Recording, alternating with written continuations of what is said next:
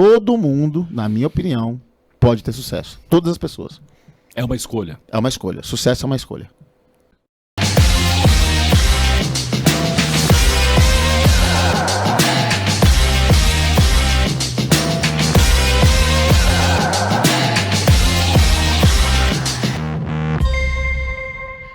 Bem-vindos a mais um podcast do Tela Negócios e Missões, é onde a gente se encontra para falar de cosmovisão bíblica acerca do mundo dos negócios. É como o cristão faz negócio com a lente ajustada do Espírito Santo para manifestar o reino de Deus nos negócios, para os colaboradores e também através dos negócios como boas práticas, não só aqui da terra, né?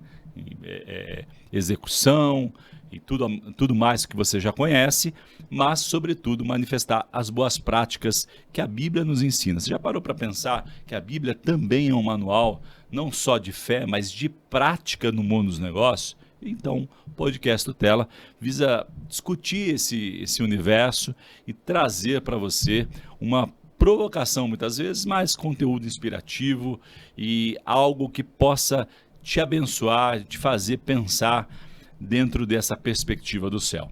Vamos nessa? Você é o nosso convidado especial para esta edição. Nós vamos falar um pouco sobre tecnologia, mas tem bastante assunto polêmico sobre certo aspecto, mas tenho certeza que tudo é com o objetivo aqui de te abençoar e de te fazer pensar segundo a Bíblia e segundo os testemunhos, né? A gente traz muitas histórias de empresários, mas no final do dia são testemunhos que a gente acredita que manifesta e glorifica a Deus. Quero te pedir também de forma bastante generosa que você comente, curta e compartilhe esse conteúdo para abençoar muitas vidas. Vamos nessa então? Então, sem delongas, vamos ao convidado de hoje. Bem-vindo, Fábio. Ô, meu amigo, bom dia, bem-vindo, agradeço o convite, espero poder contribuir aqui ao máximo. Com certeza, sua estada aqui já está contribuindo, né? E eu tenho certeza que, de alguma forma, a gente espera que pelo menos uma frase aí possa mexer com você. Deixa eu dar as devidas credenciais aí. Fábio Trindade, ele é fundador da Lera Pay, tá correta essa expressão? Tá correto. Pronúncia. É uma empresa de meio de pagamentos, mas, na verdade, eu posso dizer aqui, um pouco da história que eu ouvi previamente aqui do Fábio, que ele é o cara da tecnologia, né, Fábio? Então, desde sempre você é o cara do pãozinho da bicicleta, a gente vai contar um pouco dessa história aqui, mas você também é o cara da tecnologia, né? É isso aí, eu venho de tecnologia há mais de 20 anos, atuei para diversas empresas, diversos segmentos e instituições bancárias, e a tecnologia está perto de mim em todos os meus negócios. Muito bom.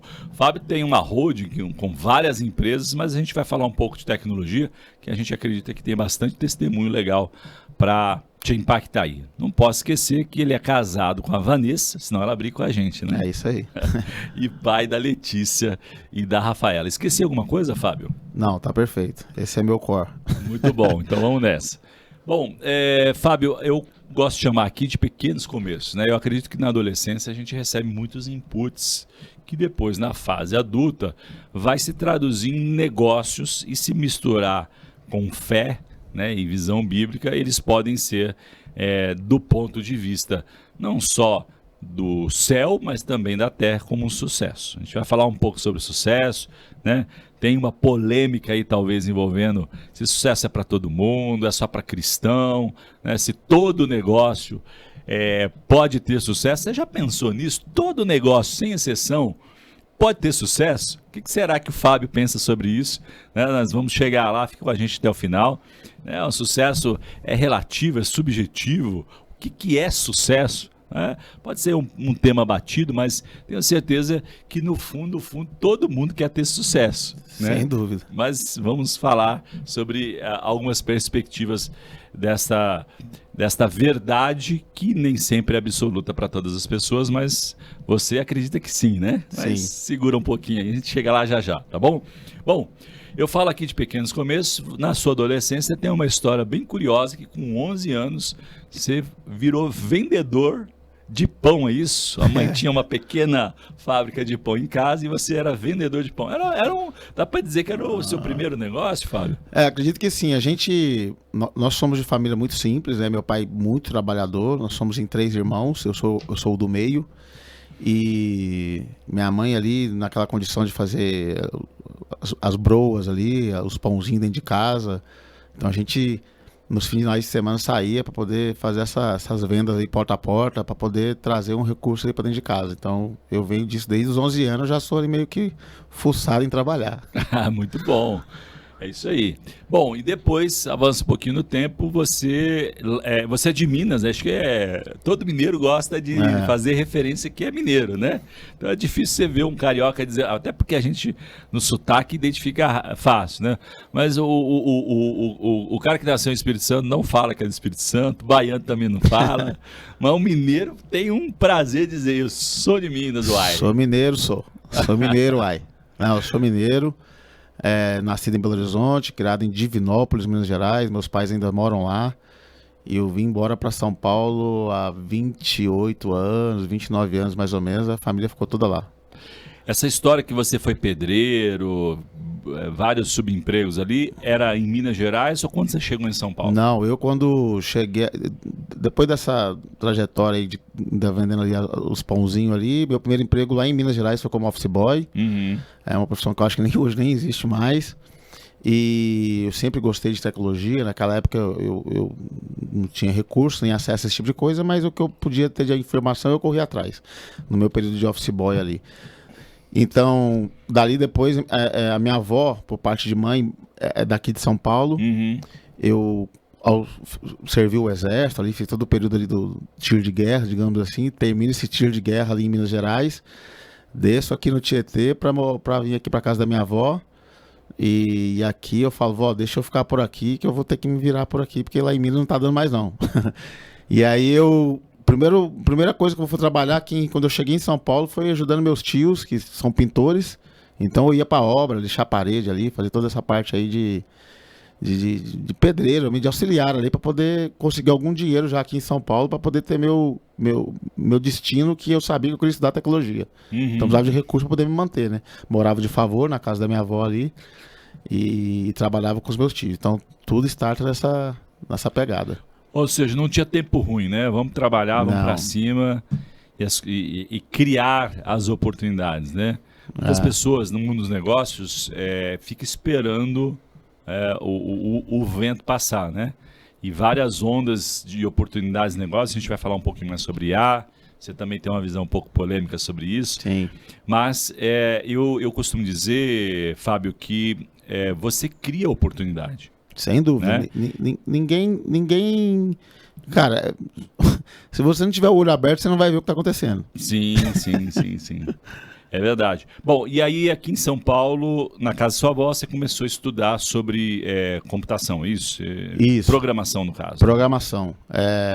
E aí eu entro numa empresa de segurança, vou trabalhar ali de estoquista, fico fazendo estoque, arquivista na verdade, arquivista. Uhum.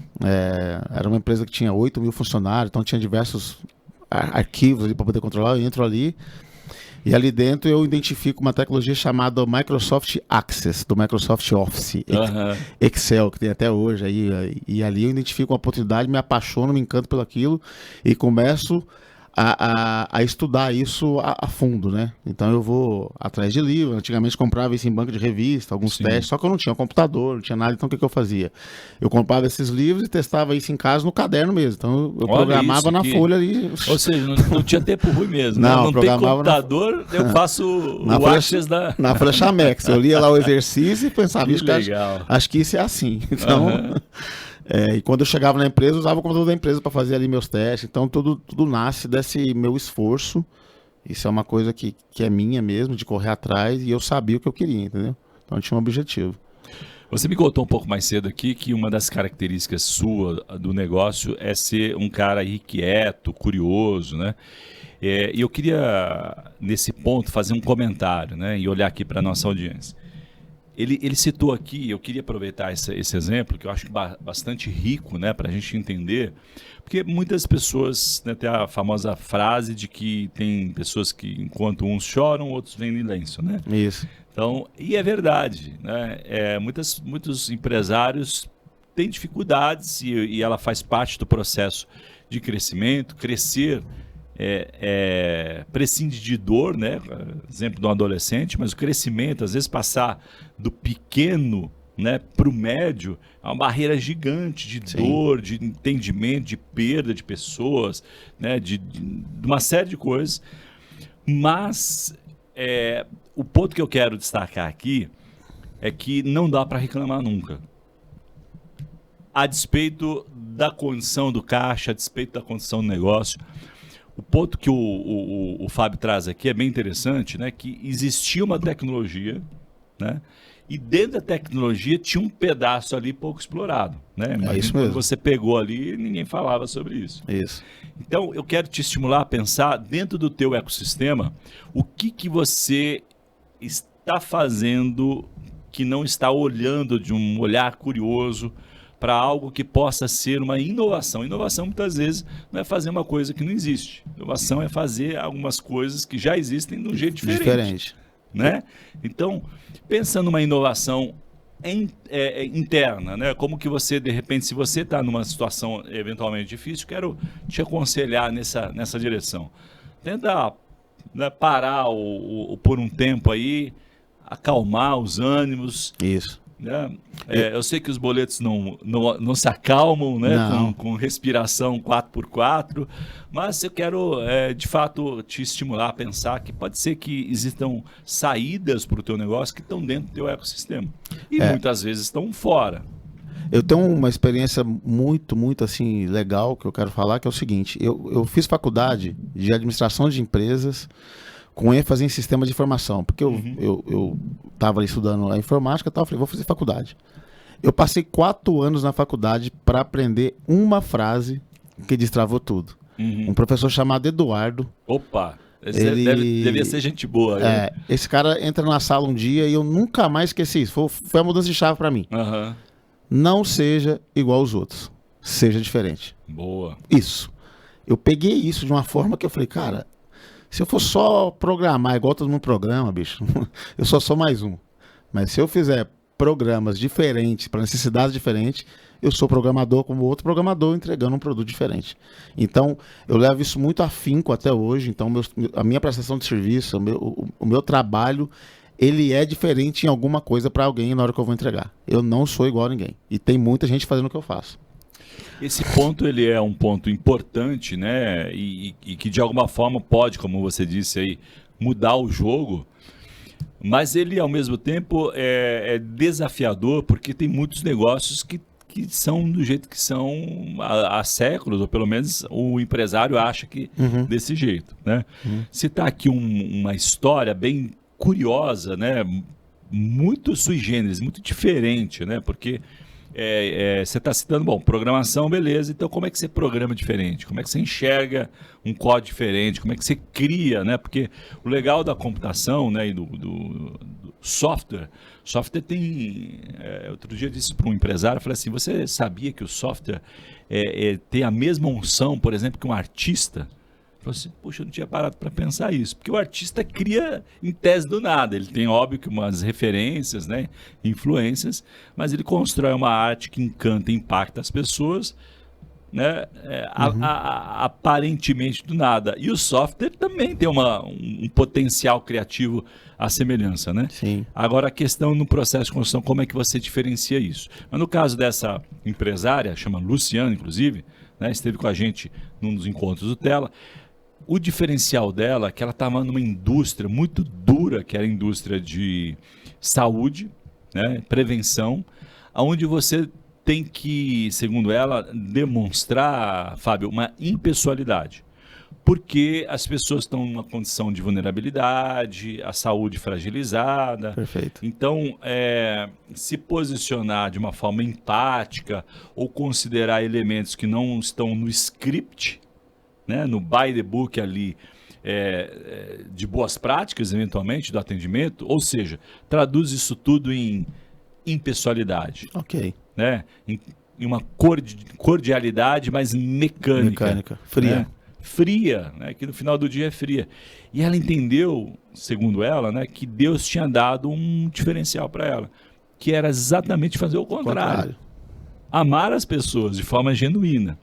Bom, história longa, curta, ela bancou, né, porque ela entendeu que era algo que Deus estava colocando, direcionando, chamando ela para fazer. E o final dessa história, que ela conseguiu de alguma forma criar esse amor em escala, e o negócio foi vendido por milhões de reais.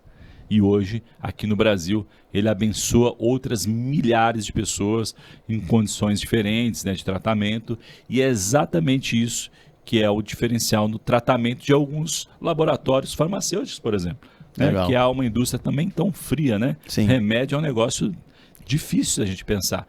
E a indústria comprou essa metodologia, no caso a empresa que tinha, né, todo o ecossistema, e conectou a indústria de remédios e tem impactado milhares de vidas. Eu tive a oportunidade e fiquei muito emocionado de ver o vídeo contando um pouco dessa história e os depoimentos. As pessoas dizendo o seguinte: o remédio está produzindo efeito no meu corpo, mas o cuidado transformou a minha mente e o meu bem-estar. Isso é muito poderoso. Demais. Né? Então como é que você faz isso? Curou a alma, né? Curou a alma, verdade. Né? E é uma forma também de tangibilizar o amor de Deus na vida das pessoas. Mas voltando aqui pro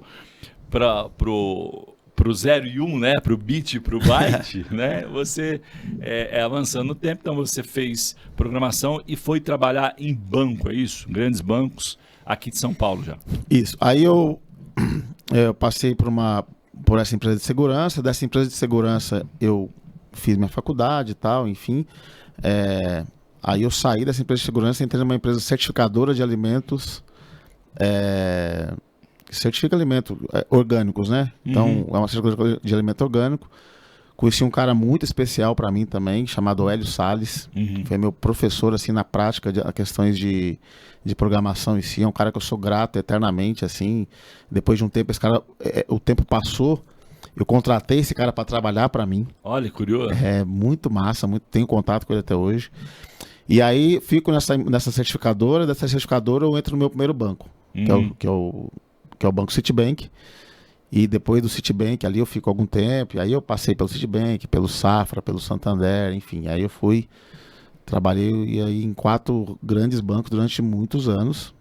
E já como PJ, né? E nessa época eu já estava como PJ, até por questões salariais e tal. Não entendia muito bem como é que isso funcionava, mas é como o método funciona. Hoje em São Paulo isso é muito comum, né? Eu já entendo. Sim. E passo por esses bancos, etc e tal, com a minha consultoria, com o meu CNPJ.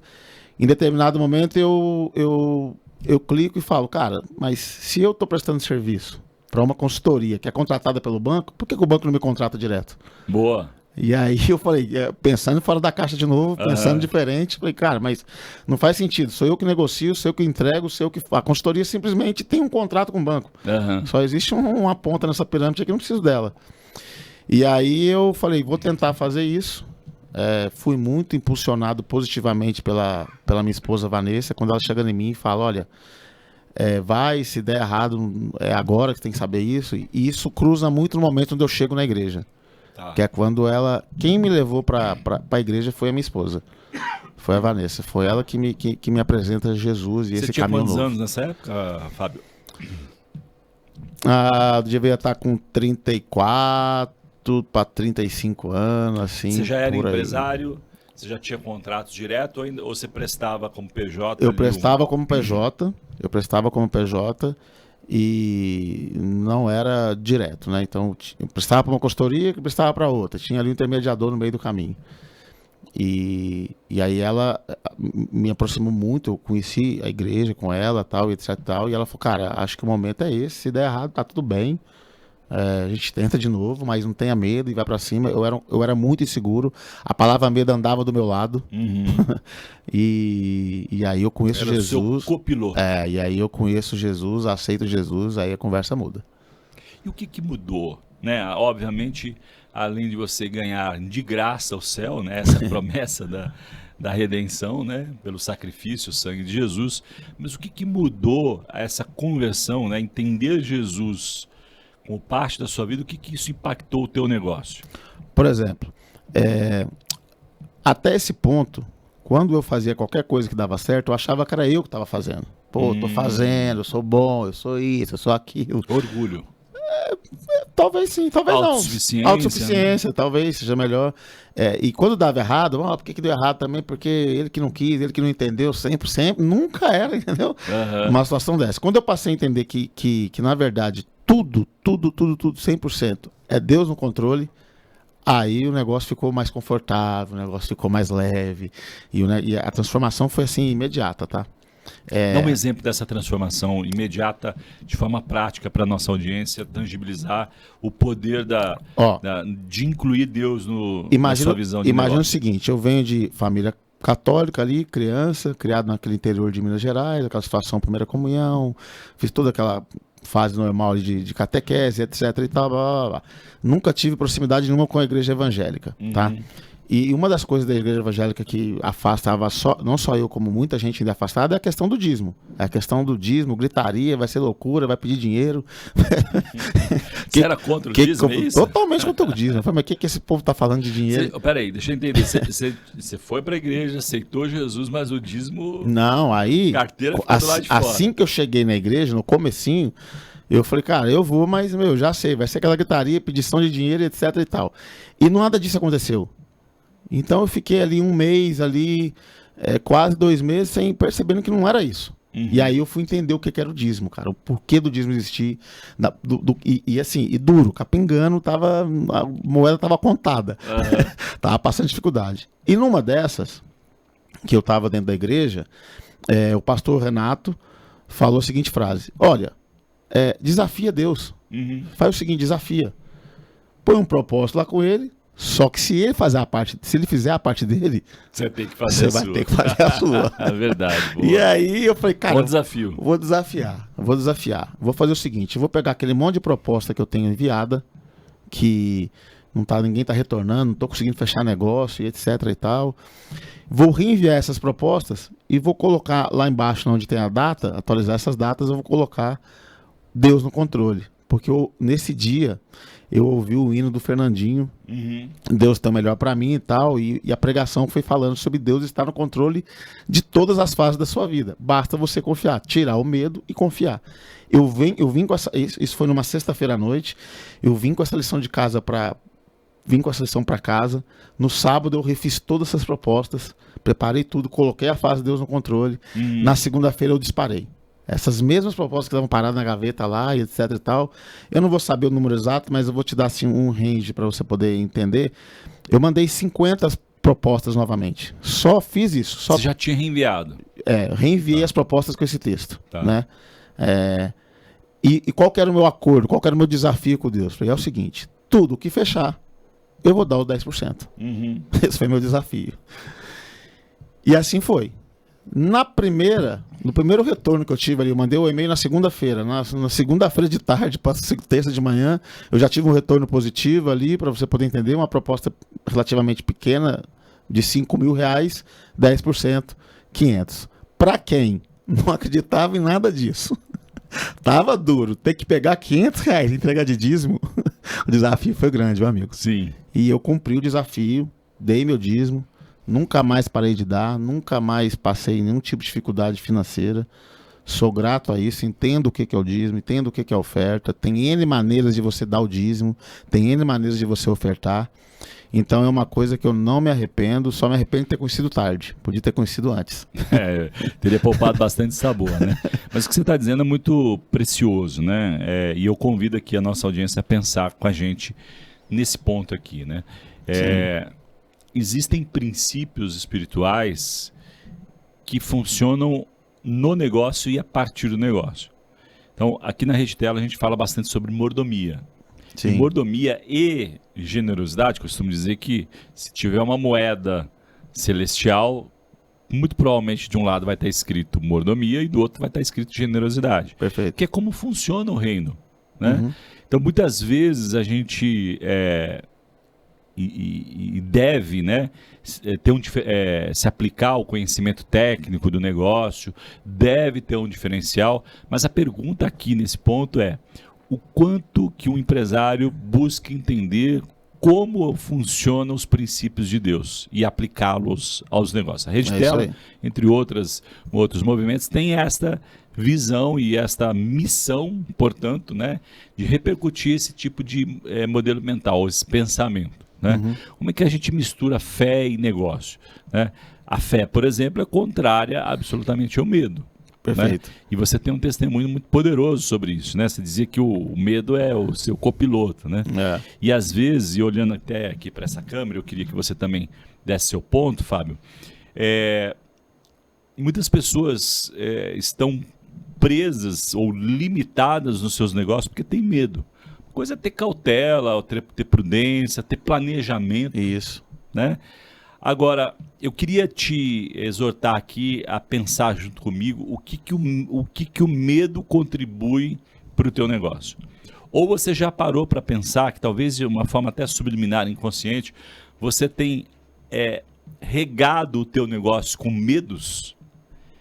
E isso é totalmente contrário aos princípios de Deus, contrário à fé e contrário àquilo até que Deus pode abençoar. Então, eu quero te convidar mesmo a pensar, fazer uma reflexão, né? Fique com a gente mais alguns minutos aí, tem mais histórias interessantes, mas quem sabe depois que você assistir esse podcast, parar um tempo, orar a Deus e fazer uma pergunta genuína e sincera e profunda. Deus, eu tenho tido medo em alguma área do meu negócio? O medo tem limitado aquilo que Deus, né, o Senhor, na sua oração, o Senhor quer aplicar ou realizar no negócio? Pode parecer uma oração, um pensamento muito simples, ou até subjetivo, ou até filosófico demais, mas isso pode ser o grande, grande diferencial na sua jornada. Porque o medo limita o poder e o milagre de Deus. E quando Deus usa o meu e o seu negócio para manifestar o poder dele, e através do negócio, Deus é glorificado. Como o Fábio disse, né? Uma coisa era a força do meu braço, depois entendi que Deus estava no controle.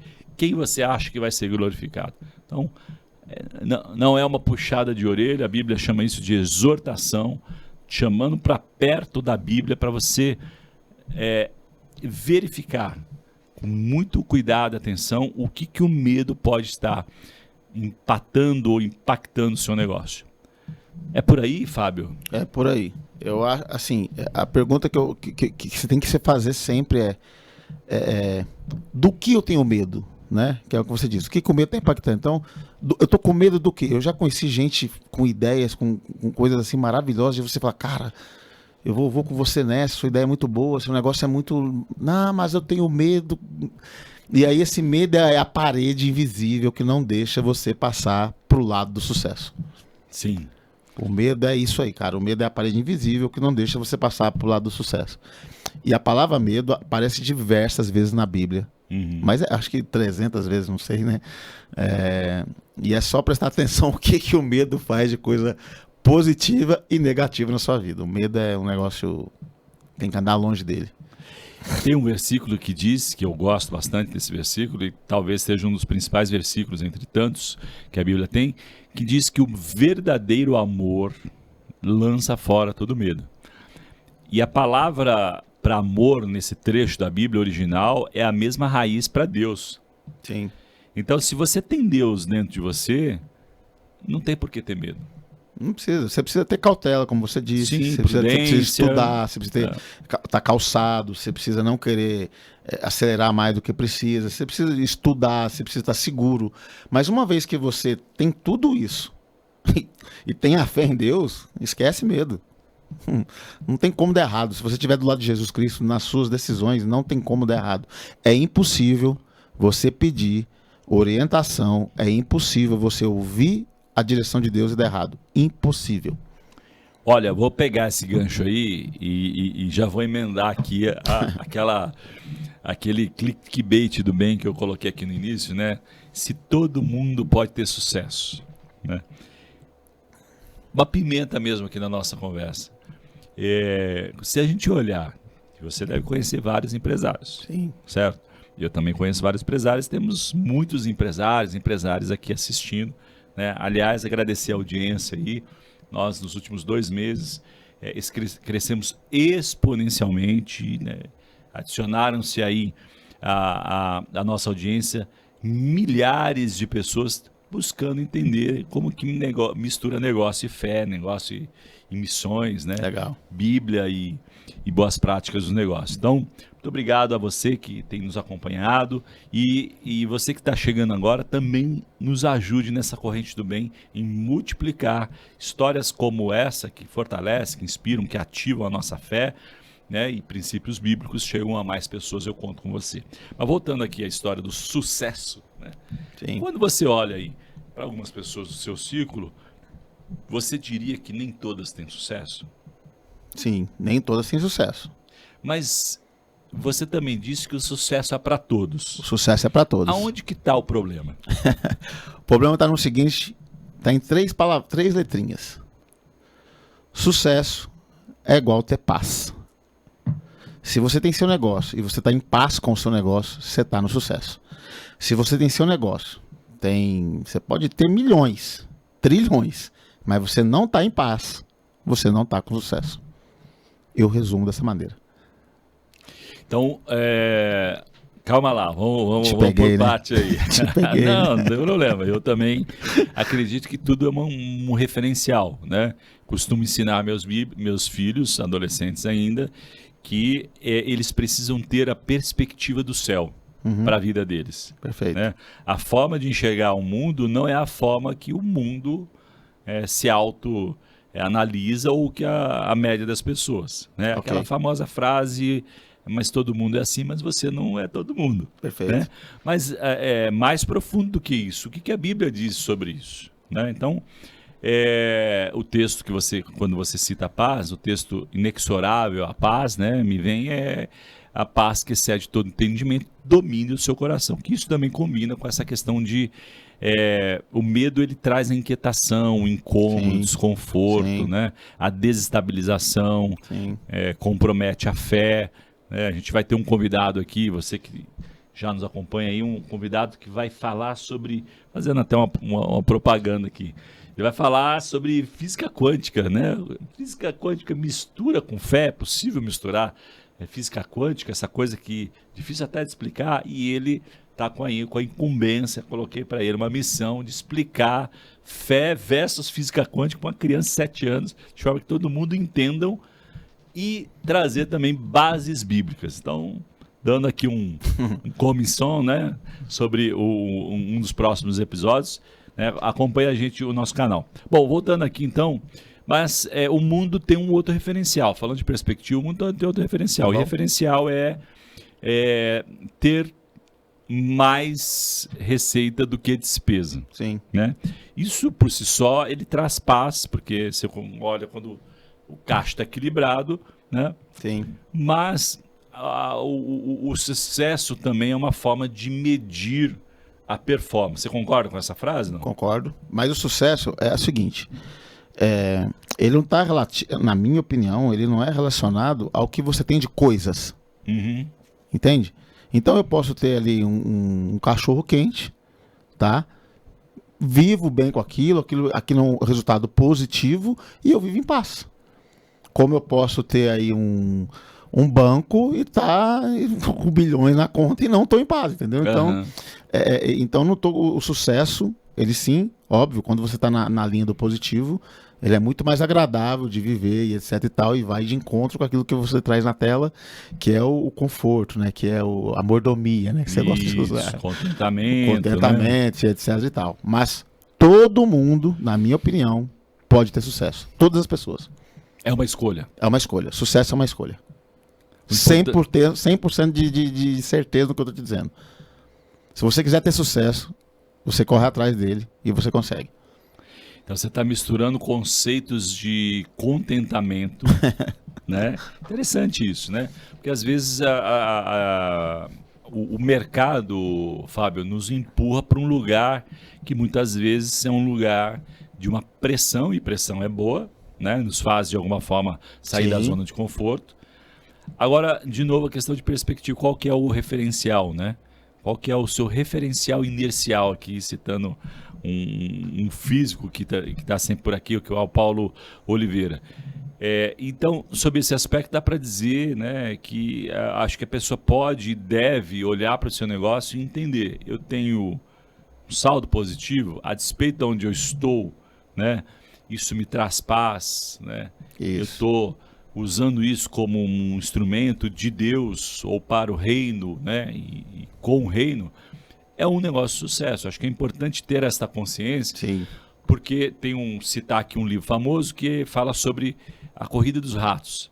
Porque você pode e deve prosperar. Eu acho que é uma Sim. boa consciência dentro do conceito de genes, mandato cultural, né?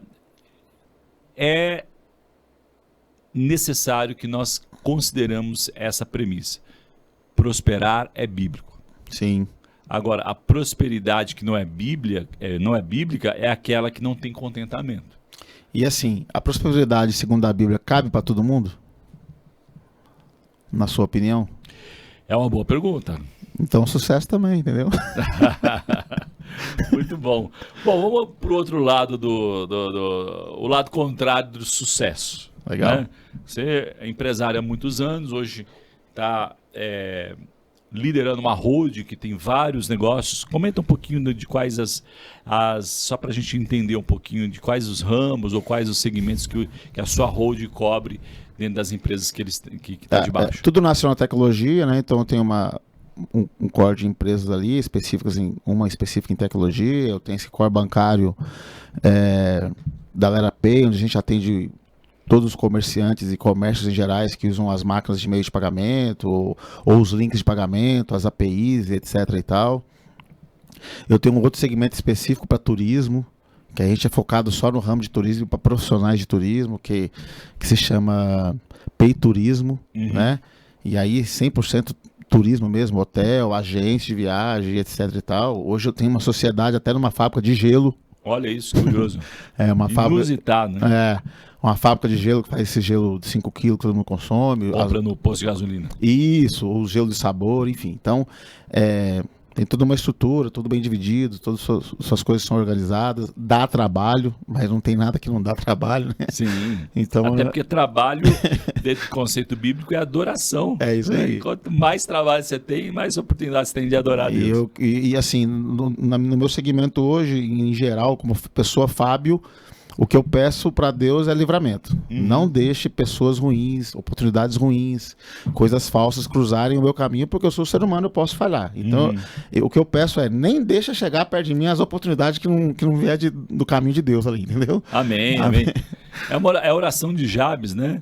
Livra aí da aflição, do homem mau, é uma boa oração, com certeza. Eu faço isso no café da manhã, esse tipo de oração, baseada aí na oração de Jabes, todos os cafés da manhã, junto com meus filhos. Legal. Né? Que a sua mão esteja comigo para dar essa perspectiva de obediência, de dependência de Deus, e que o Senhor também me livre desse caminho da aflição, do homem mau, né? Das oportunidades e da dúvida, né? Muitas vezes tem coisas que tem aparência do bem e no fim a Bíblia diz que é morte, né? Então, orar por livramento eu acho que é muito importante, eu faço isso todos os dias. Bom, o que você diria hoje, aí já na gestão de vários negócios, você diria para sua filha de 9 anos, você tem uma filha de 9 anos, é isso? Tem então, a Rafaela. Rafaela, você acredita que vai ser empreendedora? Olha, ela tem bastante chance de ser alguém que vai apostar no próprio potencial dela, viu? Boa. Então, olhando para essa câmera aqui, né, depois você pede para a Rafaela, naturalmente, assistir o seu podcast como fosse um bate-papo com o pai, porque muitas vezes coisas que talvez você tenha falado aqui, você não tenha falado ainda para ela. Perfeito. Mas para ela e para nossa audiência, o que você diria que coisas que você não faria hoje, que você não repetiria ou que foi uma falha e que precisaria ser corrigido na sua jornada? Olha, na minha jornada, eu não seria uma pessoa tão indisciplinada igual eu sou. Sou um cara muito disciplinado. Eu também teria lido mais, teria buscado mais informações nos livros, sabe? Assim, eu acho que o livro é uma coisa que eu perdi tempo de não ter usado ele a meu favor, entendeu? Esses dois pontos de não ter o conhecimento ali do livro, buscar uma coisa que é gratuita, juntamente com essa questão que eu comentei agora, né? Disciplina, faz com que você demore mais a acreditar naquilo que você realmente possa fazer. Isso vai te dar diversos gaps negativos, vai te dar diversos gaps de medo, de explosão, de falta de equilíbrio, entendeu? Então, são coisas que, Rafinha, não faça isso que o papai fez. Vá para um outro caminho. Eu vou dar uma dica para Rafinha também, tá bom? Pode ser? Pode, claro. Para os nossos empresários e empresárias. Bom, tem um livro aqui, já que você não teve essa oportunidade, né, de beber ali numa fonte tão preciosa que são os livros, né? Sim. Eu vou citar um livro que vai ajudar, talvez, você mesmo com 47 anos a ter mais disciplina. Legal.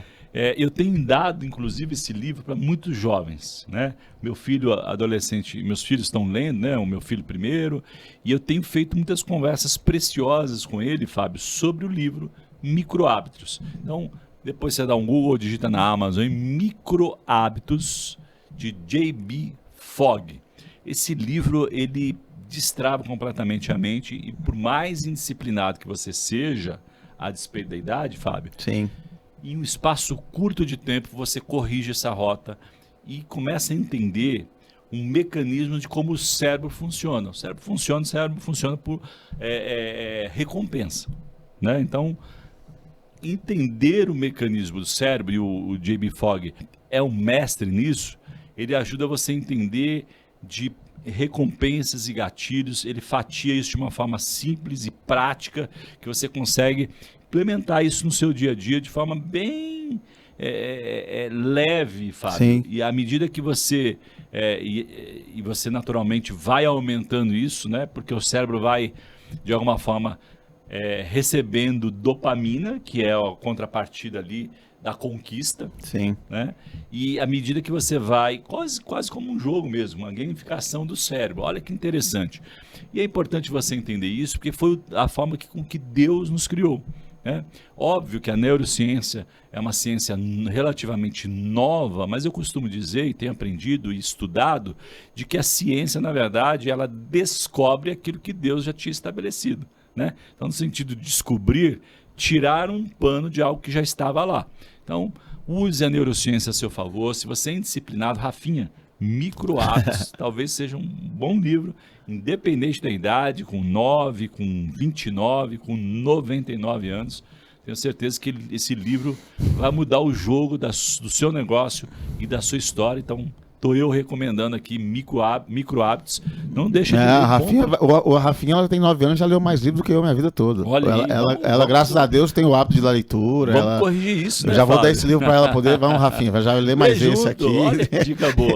Rafinha, vou fazer em conjunto com ela, isso aí. E aí, Rafinha, você ajuda o seu pai. Fala, pai, você leu o capítulo 10 hoje? Boa. Senão eu vou te contar. Fica a lição de casa. Eu conheci uma pessoa que ela tinha um índice muito elevado de TDAH, que, tirando essa modinha, né, que tem muita gente que fala, eu tenho TDAH, mas era uma pessoa diagnosticada mesmo com alto índice de inquietação, né, mente muito acelerada e tal, não conseguia parar efetivamente para ler um livro. E aí eu dei uma dica para ele, falei, olha, esse livro aqui vai te ajudar, te abençoar, estava com várias questões ali, e os livros nos ajudam nessa jornada, né? De corrigir algumas rotas. E eu falei assim, bom, eu identifico que um dos problemas seu é falta de tempo de qualidade com a sua esposa. Né? Uhum. Ali dentro da queixa dele, né? Amava a esposa amava ele, tinha um relacionamento cristão, mas estava desgastado. Falei, olha, eu vou te dar uma dica aqui. Pede para ela ler o livro para você. Se você tem dificuldade de ler, senta junto. Né? Algo tão prazeroso. Pede para ela ler. Meia página aqui. E vocês utilizam isso como um fórum de bate-papo, de entendimento. Rapaz, eu reencontrei ele depois de um ano. Ele falou que o casamento dele mudou, o negócio mudou por algo simples que foi sentar com a esposa e o hábito de ler. olha que Aceitei a dica, hein? Boa. Então você também aceite a dica aí. E ele conseguiu se autoconhecer melhor, a ponto, depois de um ano, ele estar conseguindo ler livros. Que legal. Olha que interessante. Ele entendeu ali o mecanismo. Óbvio que ele leva muito mais tempo, né? Mas ele entendeu o jogo da química do cérebro e ele começou a ler, né? Tinha um tempo de retenção menor, mas já conseguia ler um livro inteiro num período de 4, 5 meses, se eu não me engano. Top. Então, fica a dica aí, super preciosa para você também. Rafia, depois você vem aqui no podcast contar a sua experiência, né? Seu primeiro negócio que você esteja pensando em empreender. A minha outra filha, que tem 19 anos, que é a Letícia, estuda Direito, então por si só já tem que ler bastante. Essa eu já não tive esse problema. Tá?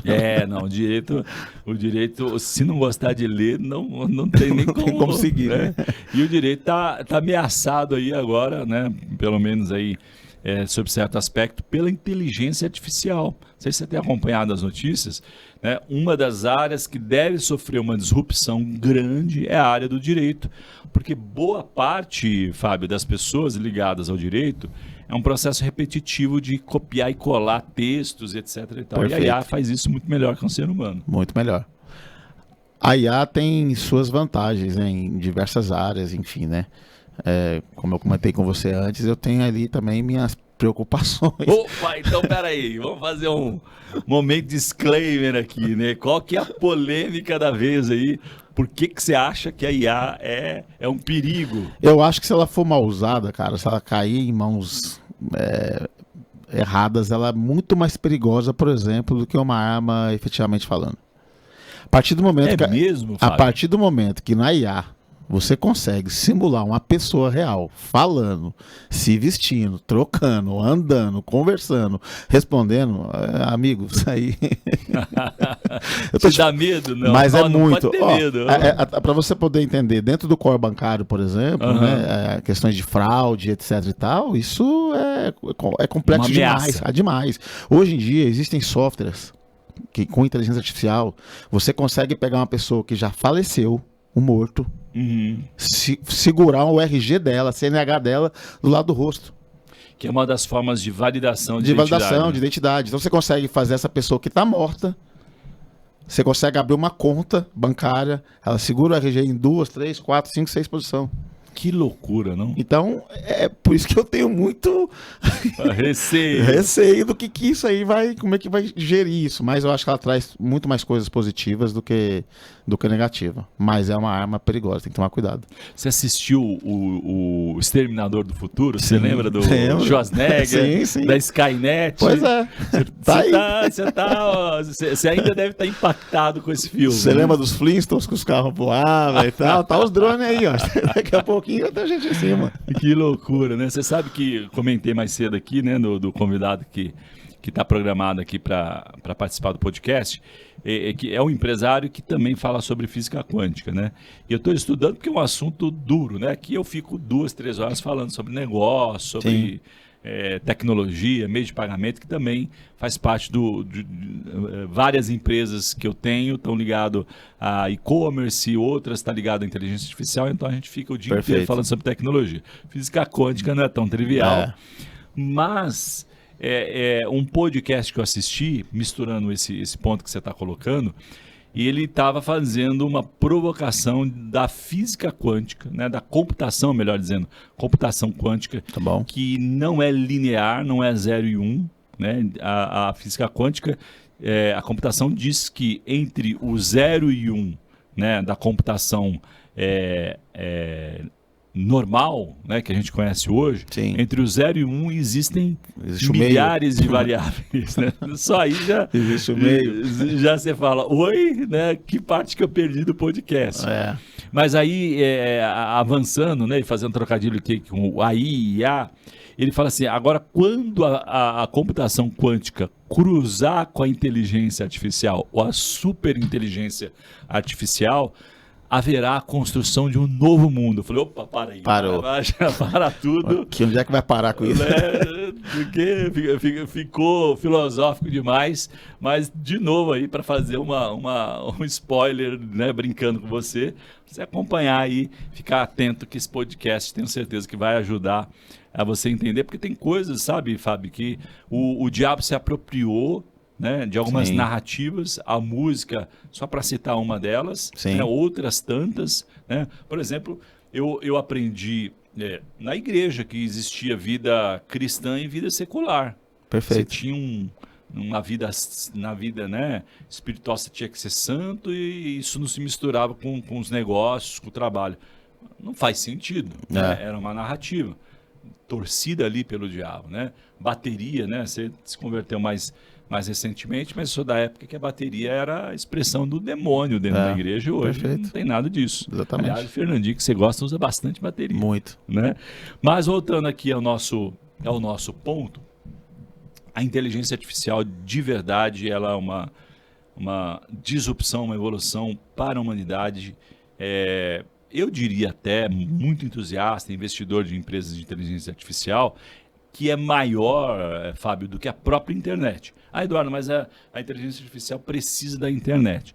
Mas ela é uma onda ainda maior. Muito maior. E eu queria te convidar aqui, você que ainda não entendeu, né? Que está com medo, a exemplo da física quântica, as pessoas não falam de física quântica porque falam, isso daí não tem nada a ver com a Bíblia, ou não tem nada a ver com nada, né? Vai estudar a inteligência artificial, que eu tenho certeza que isso pode mudar o seu negócio, pode impulsionar, pode alavancar e entender também, como o Fábio colocou aqui, aí, né, um pouco enviesado aí pelo o Exterminador de Futuro, mas brincadeiras à parte, né, até saber por que não usar a IA, ou onde não usar a IA. Isso. Né? Eu estive na semana passada com o pessoal da Christian Vision, né, uma missão global que está em dezenas de países, que eles estão usando a inteligência artificial. Eles fazem um trabalho de evangelismo através da internet. Esse é o core business deles. Okay. Né? Redes sociais, mensagens, geolocalização, entender comportamento e expor ali algum conteúdo bíblico que, eventualmente, se a pessoa tem manifesta alguma tendência suicida ou está procurando algum tipo de coisa ou vendo algum tipo de vídeo, é possível que ela seja impactada por algum texto bíblico, algum criativo que vai buscar ressignificar isso a partir da palavra. Fantástico. Usam inteligência artificial para isso. E eles estão num projeto, uma fase ainda piloto, de usar a IA para fazer um primeiro atendimento pastoral. Falam, mas que absurdo é esse? Né? Pastor não substitui, né? Mas é óbvio que às vezes tem pessoas que elas precisam de algumas respostas, e as respostas certas são as respostas que estão na Bíblia. Perfeito. Né? Então, se você pega uma inteligência artificial, óbvio, não dá para substituir. Né? Teve uma pessoa conhecida que falou assim, Eduardo, eu tô achando incrível, ela sabe que eu trabalho com IA, invisto em empresas de IA, ela falou assim, eu tô achando a IA incrível, eu criei um pastor para mim. Olha que loucura, Fábio. Até, né, essa dualidade aí. Particular, o pastor dela. E não, você não sabe. E ele agora faz orações. Eu falei, minha irmã, você não entendeu nada, né? O que vai dar isso? Você não entendeu, né? Nada substitui a relação com Deus. E a oração, a leitura bíblica é presença. Né? Não, nada vai substituir. Não vai pra academia, manda o robô ir na academia pra ela. Não vai adiantar nada. Outro dia eu vi um vídeo de que você colocava um negócio na cabeça, como se fosse um appliance ali eletrônico, e você ficava assistindo televisão e aquelas ondas iam fazer você perder a barriga. Eu falei assim, gente, as pessoas gostam de ser enganadas, né? Mas voltando aqui ao exemplo da Christian Vision, achei aquilo fantástico. Por quê? Porque às vezes a pessoa entre ali, né, um gatilho mental negativo e até procurar uma igreja, existe uma jornada, né? Então a IA se propõe a fazer um primeiro atendimento, o primeiro contato com a Bíblia ali, e aí perguntas e respostas. E o que eu achei mais incrível é que depois ela, por geolocalização, ela sugere igrejas que estejam na proximidade da pessoa. Achei aquilo fantástico. Sim. IA pura, né? Agora, o outro lado é a irmãzinha que usa a IA para fazer oração. Orar para ela. Que loucura, né? Mas quero aqui agradecer nosso apoiador, a Wings Group AI, que tem nos apoiado aqui nessa jornada. Uma empresa não só de consultoria, mas tem outras teses de Deep Tech, por exemplo. Falamos aqui de ciência, de física quântica, né? Então tem uma tese para a área da saúde incrível, disruptiva, que tem o propósito e a proposta de abençoar milhões de vidas ao redor do mundo através da ciência, né, e inteligência artificial aplicada à área de diagnóstico. Então vale a pena conhecer wingsgroup.ai. Você não pode ficar de fora desse mundo novo que está sendo construído. Seja curioso, assim como o nosso bom mineiro, né, que construiu toda uma jornada incrível, imagino hoje, né, com paz, mas também com bastante relevância, podemos dizer, né, a partir não só do trabalho, mas da curiosidade. Sim. Né? E o que a IA faz, ela estimula a nossa curiosidade. Perfeito. Né? Mas eu não sei. Então começa ali com o ChatGPT, eu gosto muito do Perplexity, já tem aí pelo menos uma dezena de opções, tenho certeza que tem uma IA para cada coisa. Não, eu uso bastante e uma IA para cada pessoa. Eu uso muito o GPT, uso bastante. Muito bom, estamos indo aqui para o final, Fábio, muito bom papo aqui, testemunho bacana, né, de misturando ali fé e lançando medo, que a gente poderia fazer um resumo aqui, que tirar o medo da equação como cristão fez toda a diferença na sua jornada como empreendedor, certo? Sem dúvida nenhuma. O aproximar de Deus, o aproximar do conhecimento afastou o medo, e tirando o medo destrava N coisas, N visões, N cenários, N oportunidades, enfim. A energia é outra energia. A energia de uma pessoa com medo você nota de longe. Uhum. É verdade. Bom, falando aqui de conselhos, então, queria que você olhasse para a sua câmera aqui e desse um conselho que o Espírito Santo te direcionar, quer seja para quem quer desistir, para quem quer começar a empreender, para quem quer escalar e está com medo, para quem está com medo e quer voltar para trás, quer ser pequeno. Que conselho você daria prático hoje? Conselho prático que não paga nada, não gasta nada e o resultado é absurdamente positivo se aproxima de Deus. Se aproxima de Deus, busca Deus da sua forma ali e tenta ao máximo ouvir o que ele realmente fala, porque Deus dá direção, Deus responde todas as dúvidas que você tiver aí do seu negócio, do seu momento, na sua pessoa física, na sua pessoa jurídica. Deus tem resposta para tudo, é só perguntar e prestar atenção que você vai ter a resposta. Deus é a direção do negócio, cara. Sem Deus é difícil, mas com Ele é possível tudo. Tudo posso naquele que me fortalece. É a melhor, não tem outro caminho. É a base bíblica para você nesse dia aí. Bom, caminhando para o final aqui, nossa última pergunta, Fábio. Fábio Trindade, qual é o seu sonho grande hoje? Olha, meu sonho grande. Eu, sem dúvida nenhuma, eu só quero poder deixar aqui para minhas filhas direção, tentar deixar para elas assim exemplo, tentar deixar coisas boas que elas possam ter como referência para ajudar elas na caminhada da vida dela. Então hoje o meu sonho é tentar ser a melhor. O que você está fazendo por vocação? Você precisa entender qual a sua vocação. Indo ou ficando, vá para aquilo que Deus quer que seja feito. Você não vai ficar rico porque teve uma boa ideia simplesmente. Você vai ficar rico porque tem um propósito. Minorias, é o que eu chamaria de mercados étnicos. Agronegócio, água, tecnologia, globalização. Eu sugeriria a área da sustentabilidade. Por que as empresas têm investido tanto em sustentabilidade? Será que não é pela fidelização dos consumidores? O que tem se desenvolvido mais rapidamente, categorias como moda, como saúde e beleza, como casa e decoração. E finalmente a área de energia. Nós estamos diante de um cenário em que a gente tem as mudanças culturais e tecnológicas muito importantes. Essa mudança de cenário tem desafiado a igreja a ter conhecimentos específicos e saber utilizar essas ferramentas para a glória de Deus. O Tela Masterclass é, para mim, exemplar nesse sentido.